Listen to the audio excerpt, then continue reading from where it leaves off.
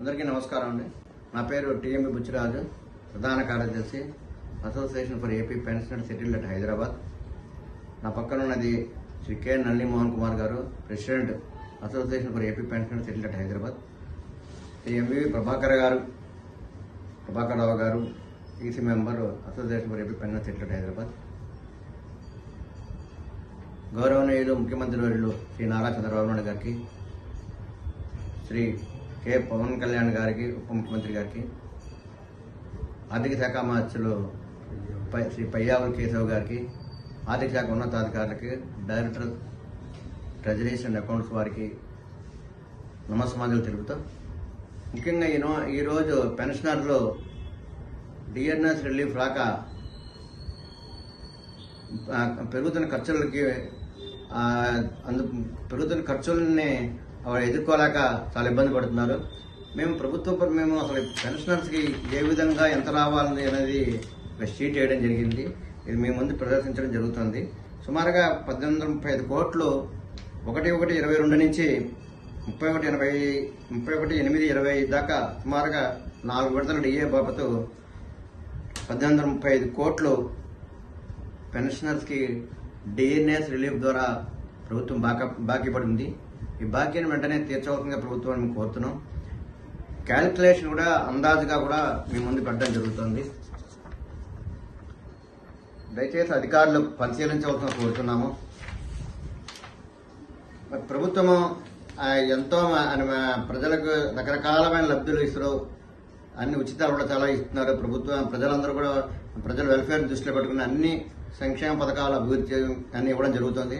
కానీ రిటైర్ అయిన ఉద్యోగుల పట్ల కూడా సానుభూతి చూపించవలసిన అవసరం ఉంది. ఎందుకంటే వీళ్ళు సుమారుగా 35-40 ఏళ్ళు ప్రభుత్వం తరపున ప్రజలకు సేవలు అందించారు కాబట్టి వీరిని గుర్తించవలసిన అవసరం ఉంది. కాబట్టి ప్రభుత్వము ఈ పెన్షన్దారుల పట్ల సానుభూతితో వారందరికీ రావాల్సిన డిఎన్ఎస్ రిలీఫ్ నిమిత్తం రావాల్సిన 1835 కోట్లు వెంటనే రిలీజ్ చేసి పెన్షనర్లని ఆదుకోవాలని కోరుతున్నాము. మా అధ్యక్షుల వారు మాట్లాడుతున్నారు. గత ప్రభుత్వం బకాయి పెట్టినటువంటి ఈ ఉపశమనం ముఖ్యంగా ఏంటంటే పెన్షనర్లకి ఇచ్చేటువంటి వృత్తి, వాళ్ళ మూల వేతనం అంటే పెన్షన్, ఆ మూల వేతనమైనటువంటి పెన్షన్ దాని మీద ఇచ్చేటువంటి ఉపశమనం అన్నమాట. ప్రతి 6 నెలలకి సంవత్సరంలో 2 సార్లు ఇవ్వాల్సినటువంటి ఇది ఆ ఉపశమనం అనేది దాన్ని డిఎన్ఎస్ రిలీఫ్ అన్నారు. పెన్షనర్లకు ముఖ్యంగా ఆ ఉపశమనం లేకుండా గత ప్రభుత్వం బకాయి పెట్టి ఇచ్చింది లేదు కాబట్టి నేడు కొత్త ప్రభుత్వం వచ్చిన వారు కూడా సంవత్సరం దాటింది. ఈ సందర్భంలో మాకు రావాల్సినటువంటి ఈ పెన్షనర్లకి ఉపశమనంగా రావాల్సిన 140 మాసాలకు సంబంధించినటువంటి ఆ వృత్తి, అది దాదాపు ఏంటంటే బ్రతుకు తెరువు కోసం పెన్షనర్ బ్రతికుండడం కోసం ఇచ్చేటువంటి రిలీఫ్, దాన్ని దాదాపు సగటున ఎంతవారి ఒక్కొక్క పెన్షనర్కి 60,000 దాకా ఈ బకాయిలు పడ్డటువంటి పరిస్థితి. పెన్షనర్ అంటే మరి ఎట్లా ఉంటుంది?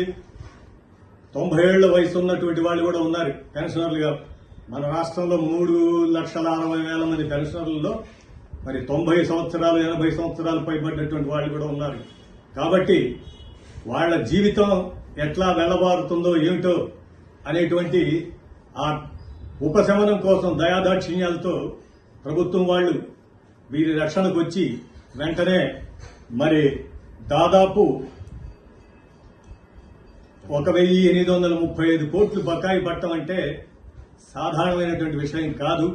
దయచేసి మరి వీటిల్లో కిస్తీల వారీగానన్నా కూడా మా ఉపశమనం మాకు కలిగించే విధంగా రాష్ట్ర ప్రభుత్వానికి సంబంధించినటువంటి ముఖ్యమంత్రి గారు, ఉప ముఖ్యమంత్రి గారు, ఆర్థిక శాఖ మంత్రులు వారు ఈ విన్నపాన్ని మన్నించి మాకు తక్షణ ఉపశమనాన్ని కలిగిస్తారనేటువంటి ఆశతో మీకు సవినయంగా మనవి చేస్తున్నాం.